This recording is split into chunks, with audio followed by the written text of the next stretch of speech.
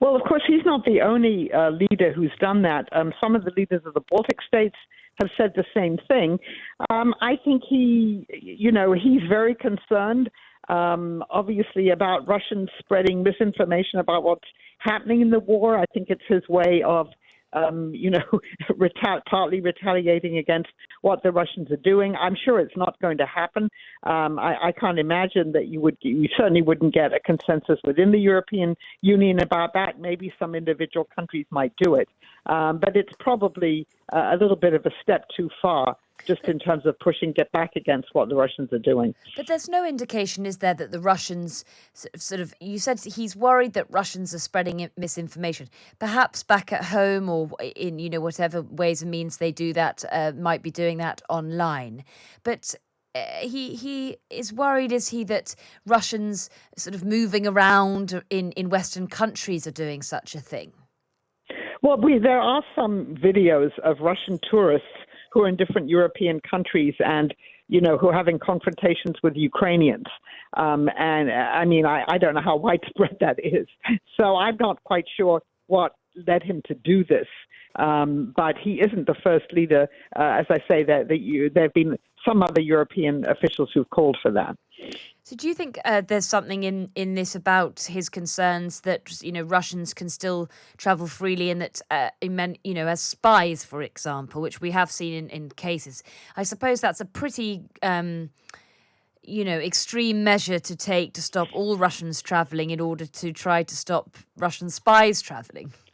Right. Well, they're concerned about spies, but then, today there's was an interview with a young Russian who was posing as a journalist in Georgia, where a lot of Russians who oppose the war have gone. And for instance, he was in fact supposed to keep an eye on these Russians who oppose the war and then report back. So, there's kind of official spying, people who belong to intelligence agencies, and then there's the more unofficial, if you like, keeping tabs on people and spying on them. So this could be part of his concern too.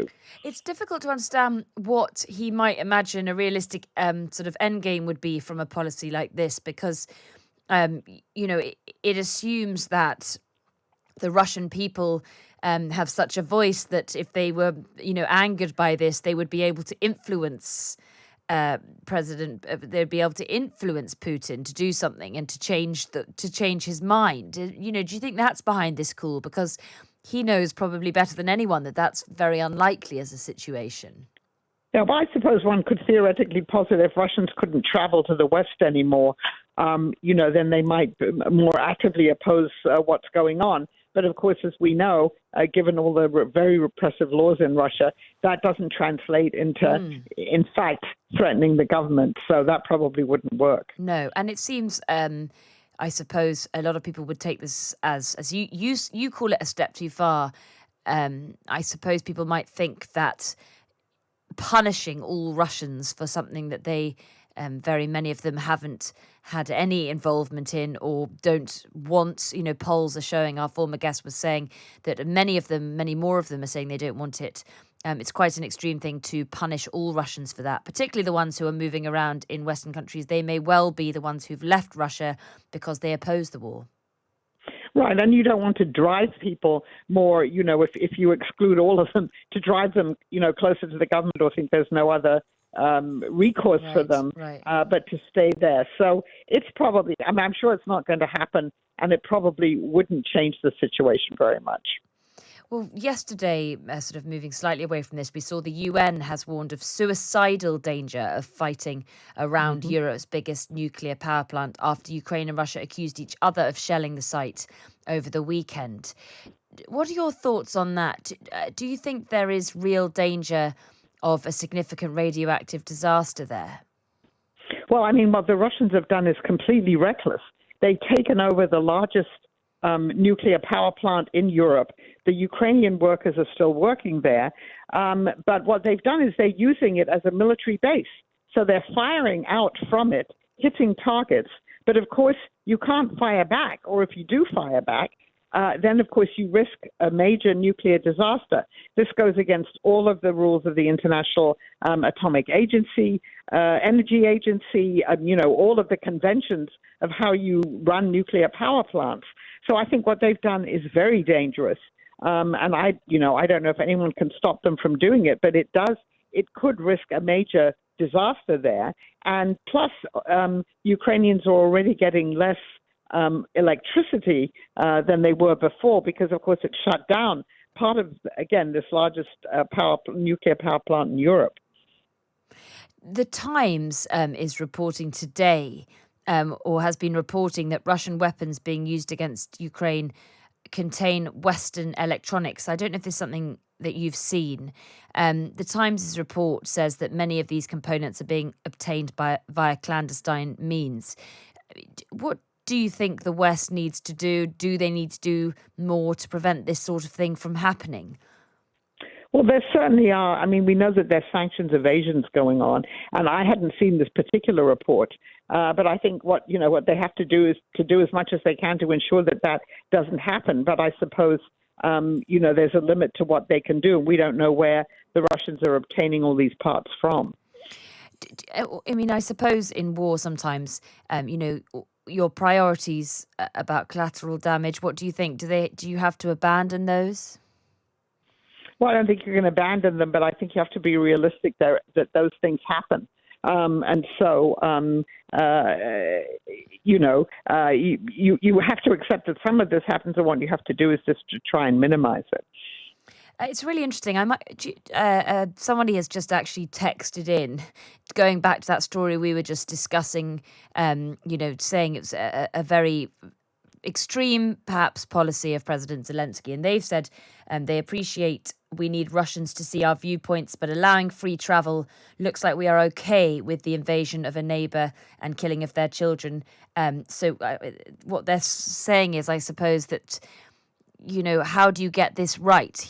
This person messaging in feels that by allowing Russians to travel around the West, it looks like we are, as they say, okay with what Russia is doing. Well, then I think if you believe that, then you're condemning all Russians for what this Russian government has done in a country that's not a democracy and where people voted for Putin, but they didn't really have much of a choice. So again, do you want to mete out punishment on all the Russian people? And if you do, then I think what you do is you drive them much more into the situation where Putin can say the West doesn't want us and we shouldn't have anything to do with it. It sort of reinforces what he's trying to do. What do you think generally the Russian sentiment and Russian attitude towards the war is, how it might be changing since the start of the war? Well, I think most of the polls, as far as we know, and obviously there's a limit to how much we know, it's only a limited number of people who are enthusiastically supporting this war. Then there's also, a certain number of people who actively oppose it. Many of them have left. Some of them are still there, but they're under pressure. I think the vast majority of people are sort of passive.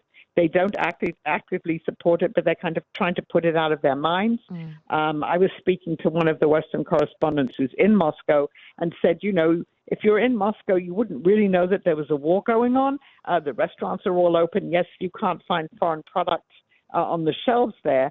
And so a lot of people have just kind of tried to compartmentalize it and put it out of their minds and go, but they don't actively support it. And I think the biggest indication of that is that what Putin will not do general mobilization. I mean, there's a very severe manpower shortage now, but he knows that if they do general mobilization and they mobilize, trying to send to war the children of the middle class, the urban, more educated people, there's going to be much more active opposition to it, which is why they're mainly sending people from poor rural areas and people who aren't ethnic Russians to fight in this war.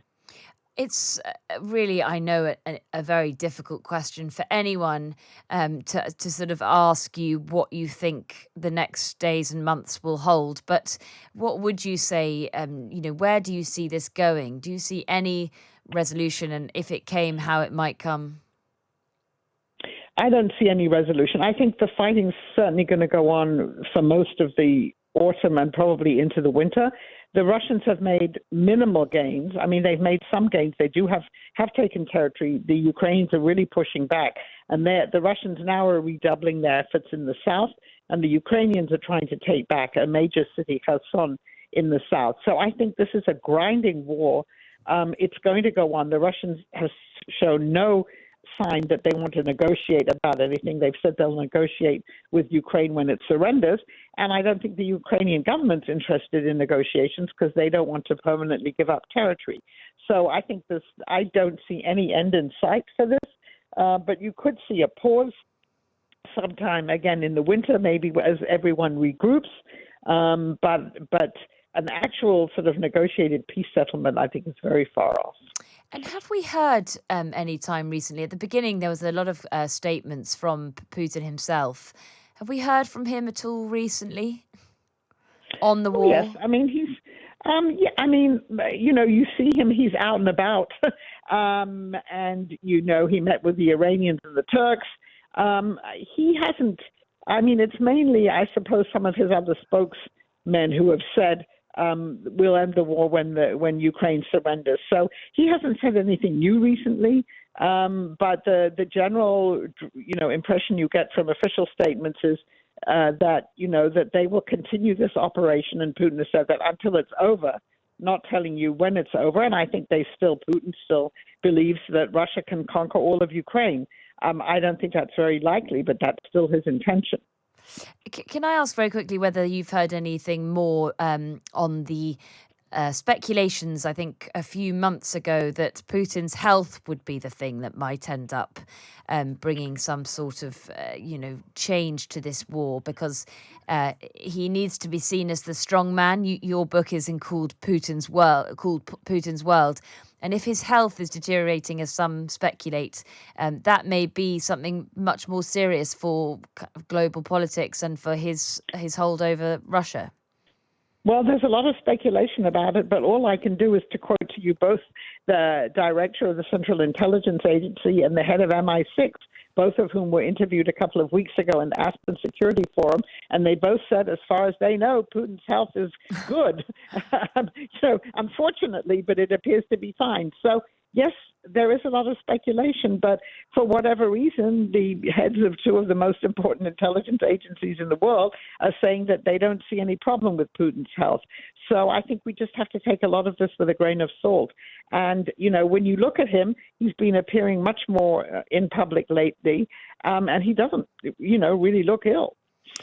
Angela Stent, really interesting to hear all of that from you, former US National Intelligence Officer for Russia and former senior NATO advisor, also the author of Putin's World, Russia Against the West and With the Rest. Thank you so much for joining us on Times Radio.